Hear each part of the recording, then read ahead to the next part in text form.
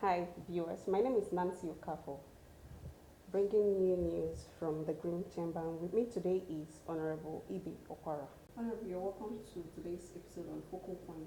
Good Because of afternoon. the viewers, we would like you to introduce yourself and talk more about yourself. Yes, good afternoon, Nancy. I will introduce myself the way I introduce myself in the house. My name is Ibe Okwara Osonwa Ukabo Hafia, and I represent the very prosperous people of Aluchuko Hafia Federal Constituency. I'm also from the state that has the only performing governor in this federation. I come from Abia State. Okay, you're welcome to today's program. We'll be having reactions from the Red Chamber concerning the local government autonomy. We'd like to know your opinion about the autonomy of the local government. I am one of the believers that the first tier of governance is from the local government level. And whether we like it or not, they are the closest to the ground. Ultimately, the autonomy is very important. What it does is frees up room. They are the first line of defense. I think one of the greatest failures that we've had so far is the fact that everybody expects lawmakers to do things like an executive. Quite frankly, we've been asked to do things that are not our laws and our requirements and occupational job descriptions according to this constitution that we are all living by. The job of a lawmaker is to write laws, and the other part of his job is to oversight. The other part of the job is to oversight agencies of the government that they are assigned to. But now a lawmaker is expected to build roads, provide solar lights, do borehole, make sure the electricity works, make sure drainage are done. While all that is something that we might be able to do based on the zonal intervention projects that we are allowed to have as a part of the Constitution or the laws that have been written, the primary person that is supposed to be doing all these things from a local government perspective, ward perspective, village and clan perspective, is really the local government chairman. They are an executive arm, something that we are not. I am a legislator. So the lowest level, the first tier of the executive is the local government, and freeing them up with their finances and also giving them autonomy to be able to do what they have to do according to what is required. As they say, as we all say, we say that all politics is very local, and they are the most local of it. So freeing them up and giving them autonomy ultimately provides that first tier support, which is what the people are looking for, which now passes on to the people in the national and the state assemblies.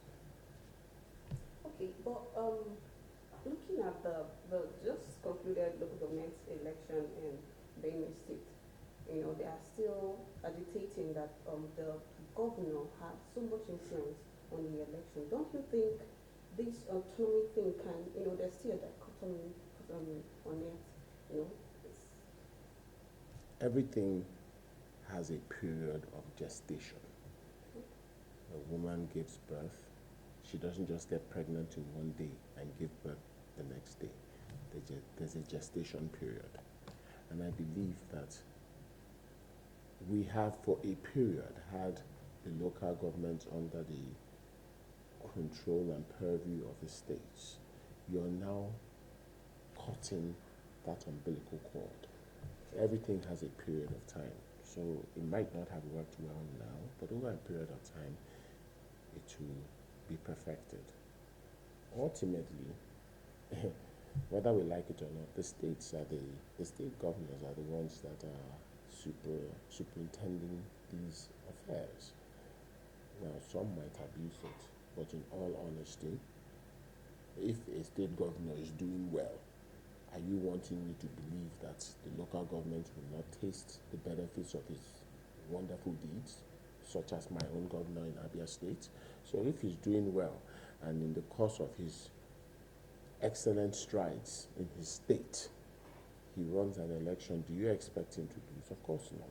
He's in power. So ultimately, the person that is holding the power of incumbency at the time has the advantage of being able to do things for the community, which buys the heart of the community, which in turn lets them vote for him. That's the way I see it, though. Call me naive. Okay, we're going to look at state policing. You actually co-sponsored being on state policing. What's your view about, is it better for us at this state of? I want us to look at it from a very practical point of view. And let's go to the people that we copied. We copied the Americans.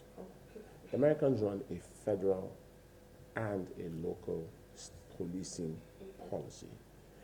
We all know the name of their own federal police. The federal police in America is called the FBI.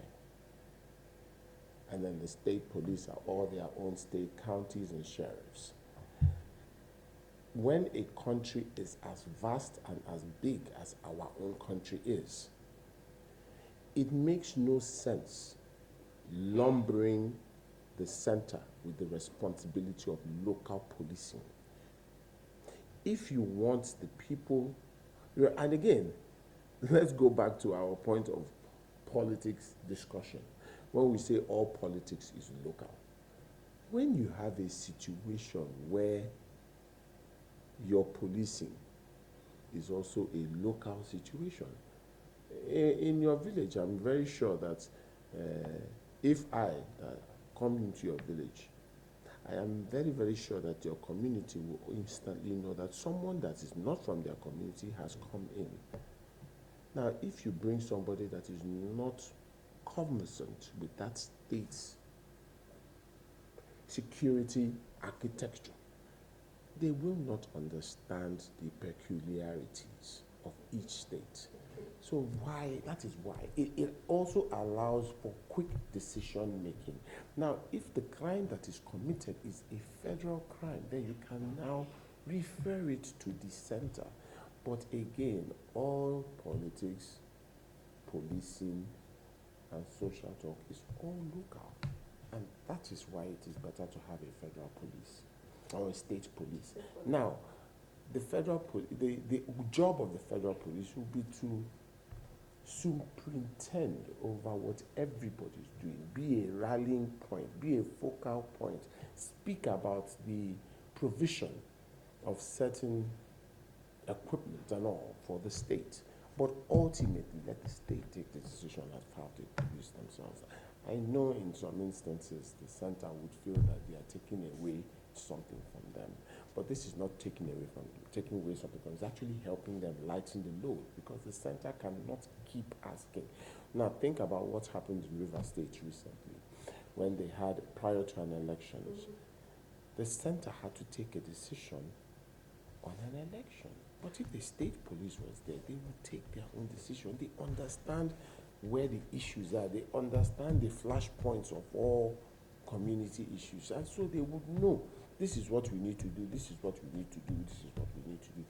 I do understand that some of the issues around it is control, because they feel the state governors will have control, they have their own. What of finance? It will be equally and partly shared. The whole essence that it is shared. Let the federal take what they have to take for the whole, because everything will be divided. But let the federal take their portion and let the state take their portion and fund their local operations, while the federal has a purse to fund state operations. Everything will be funded according to the place that it's going to. And the control. Ultimately, the Inspector General of Police for the Federation is going to be the ultimate final word. But in reality, the state should be able to take, just like you have everywhere else. Every county has a sheriff. And that's how it should be done. I will speak it in Igbo. Mmadụ zuo oshi na ọhafịa, ma na-eche ndị Abuja ka abịa mee mmadụ arrest for me. Does it make sense? It makes no sense now. Okay. we'll probably look at, let's just look at your comprehensive projects. Okay, how far have you gone? You know, the delays in procurement, how far did it influence your The delays in the procurement is the bane for everybody. This is when we as lawmakers also need you as the media to help us out and convey the truth. Now, whether we like it or not, the way I see it, the executive would enjoy nothing more than to make the National Assembly their punching bag. It's also a good way to divert from their own issues. But the fact of the matter is, we had legally, constitutionally, and lawfully put in provisions to help our constituencies. People call it a constituency project, but really it's called the ZIP, a Zonal Intervention Project. Now, it is funded from the center. Now, when the center does not fund it, the agencies that are going to take over the works only have a piece of paper saying, we are doing this, so we are doing this. But if they have no money, all it is paper. We still have not had funding. Contractors are being told to go and do the work in the hope that their funds will be released. How many people are going to be buoyant enough to do that right now, bearing in mind the astronomical interest rates that exist in the banks today? So if you're not cash rich to do the project or financially stable enough to do the project, your only other option is to go to the bank to go and borrow the money.